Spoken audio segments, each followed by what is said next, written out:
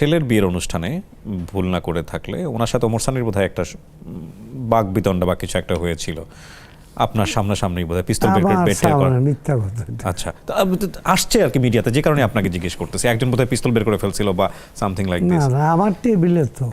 আচ্ছা, কি ঘটনা কি হয়েছে? ওই টাইপের কোনো ঘটনা আমার চোখে পড়ে নি। আচ্ছা, আমি মুসলমান হিসেবে আমি কেন মিথ্যা কথা বলবো? পিস্তল বাইকেল তো আমি দেখতাম, আর আমার ওইটার ভিতরে পিস্তল নিয়ে ঢোকা নিষেধ, কারণ গেটেই আপনার চেক করে করে বের ঢুকানো হয়েছে।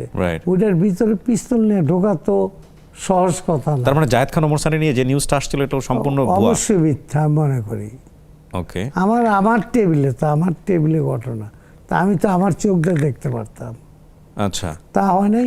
আর ওইটার ভিতরে পিস্তল নিয়ে জাহিদ খান কেন?